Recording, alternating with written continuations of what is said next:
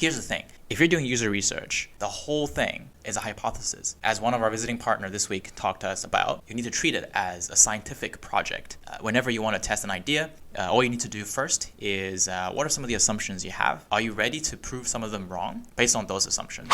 I guess a challenging part for founders is how do we get people to talk about things we want to hear? And in fact, that question is wrong because most of the time, what we hypothesize is something that we hypothesize based on our past experience or based on whatever we have heard from someone else. But these users might have a completely different ways of doing things. They might have a completely different life. You would want to get them start talking about their life. And then you drill down into some of those problems that emerged from the way they talk about their lives. Now, here's the thing. For people who are technical, it's actually very difficult to ignore the solutions and just talk about the problems from the beginning. Because you probably have already thought about, we could build these APIs for you. We could have these AI agents to solve a potential SaaS problem for corporate. And sometimes if the users are smart, they might ask you, so just tell me what products you're trying to sell me. Okay, you're going to use AI to help me, right? I can imagine that. That's the challenging part because you don't want to introduce bias to this conversation, but these smart users, they know you're trying to do a user interview with them. So I guess like a smart way that I saw from some of my colleagues here at Antler was that, hi, this is Sean. Welcome back to the channel. So this is the 4th week of Antler, and I wanted to dive a little bit deeper into user research because that's what we've been doing in the past couple weeks. About user research, it's a must-do for most founders, actually most product managers or product UX designers. It's not that easy and it's not that hard. There's some interesting things to keep in mind if you're doing user research. Imagine you are a founder and you want to build something for small businesses. Let's use this product that I used to work on at Google as an example. So our hypothesis was that potentially some, these smaller retailers or restaurants or all these businesses who are on Google Maps would like to talk to their users through messaging.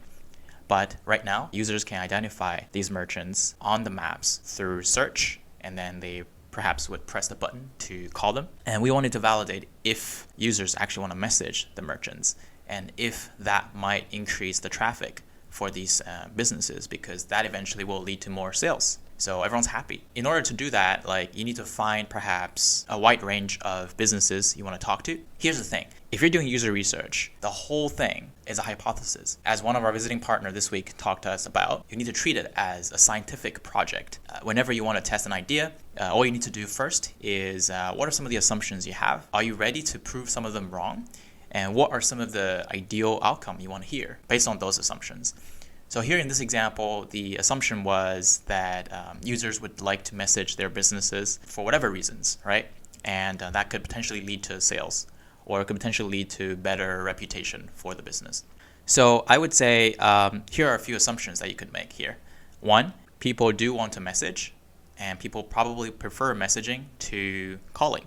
Second, individual customers actually are willing to talk more than just booking something through a phone call or asking opening time to the business they want to visit. And third, businesses would like to receive messaging and they would have the bandwidth to reply to those users who are messaging them. So I guess these are 3 pretty good hypotheses right here.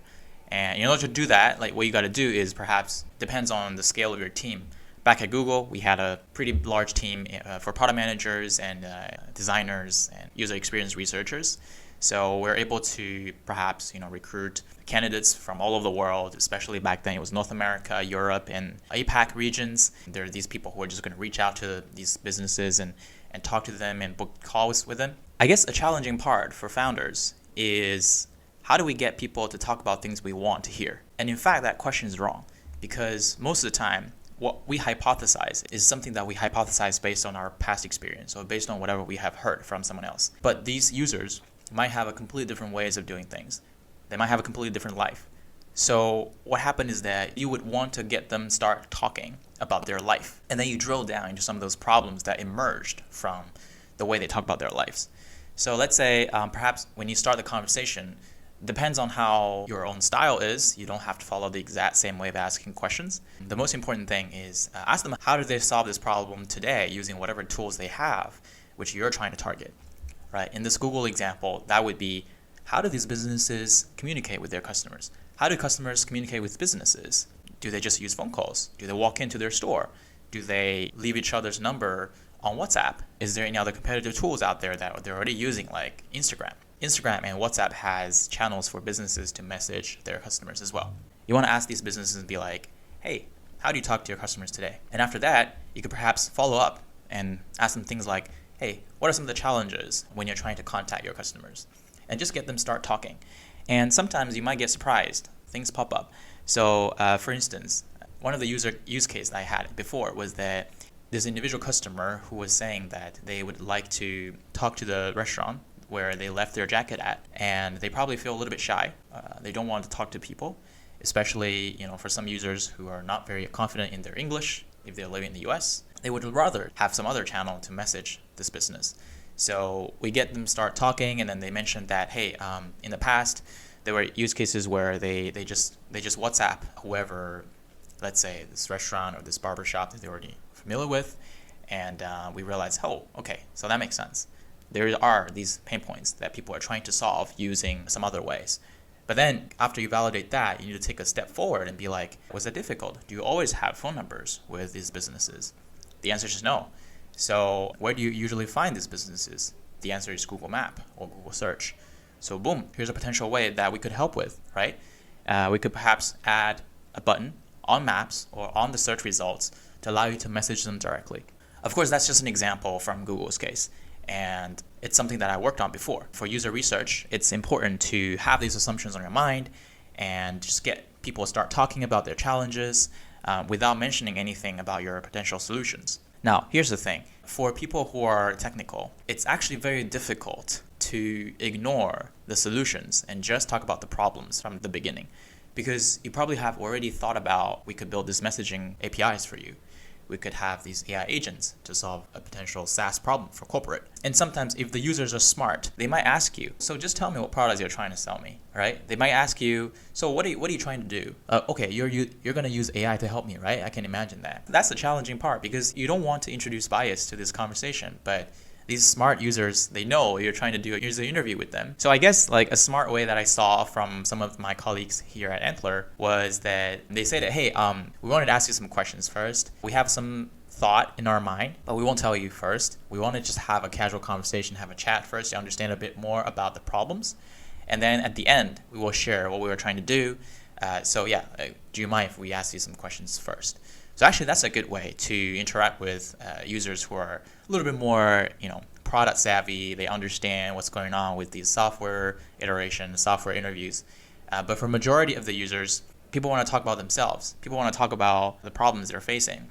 So just try to get that conversation going, and everything else will sort it out. I know it's easier to be said than done, but it takes a lot of practice to get really good at it.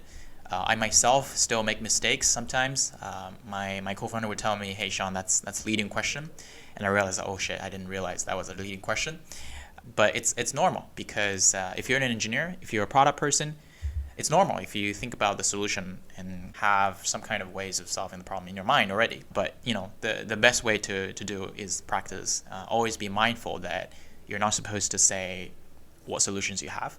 And last but not least, let's talk about why we're not supposed to say the solution. Because people are nice, or at least those who are willing to take a call, or those who are willing to share their problems, they're not bad people. They're willing to talk to you. And majority of the time, people don't want to disappoint you. People don't want to make themselves look dumb. People don't want to make themselves look like they disagree with you. They want to avoid potential conflict. It's very understandable. It's very normal. So if you show people, hey, I have this really, really great microphone, I have this really good Apple Watch. If they're your family or friends or someone you met for the first time and ask them, hey, do you want to use it? They'll probably say yes, right? But how much percentage of that yes is actual yes? There's a question mark on that, right? So if I ask you to pay for this Apple Watch, let's say before the launch of Apple Watch, you might say, yeah, sure. It's an Apple product. I might want to try it. But when Apple Watch actually came out, how many people actually purchased Apple Watch? Not that many compared to iPhones, right? Even if Apple Watch is cheaper than iPhones. Why? Because people have other thoughts about having a watch. Some people prefer traditional watch. They might just think, okay, it's cool to have a digital watch. If you're asking me some questions, sure, I will say yes. But do you want me to pay for it? Probably no. People are more honest about their actions than what they say. So that's why you don't want to show people a solution up front, because, nobody wants to be the bad guy or girl. So I guess that's something that I've been trying to follow. I'm not saying I'm really good at this. I'm just saying like this is something I learned and some of the assumptions that you have to keep in mind when you talk to users, and just keep practicing. I feel like for doing user research, there's quite a bit of similarity between when you're working in the company or when you're being a founder. So if you're considering starting a company and you're currently in the corporate job, you can try to practice that skill set as well in your current position, right? Perhaps you could hop on a customer call, ask your colleagues if they can, involve you in some of the user interviews. And if you're a founder, then don't feel shy and go book time and call people and talk to them. I hope that was helpful, and let me know how you think about user research. Leave a comment down below and like the video and subscribe. Thanks.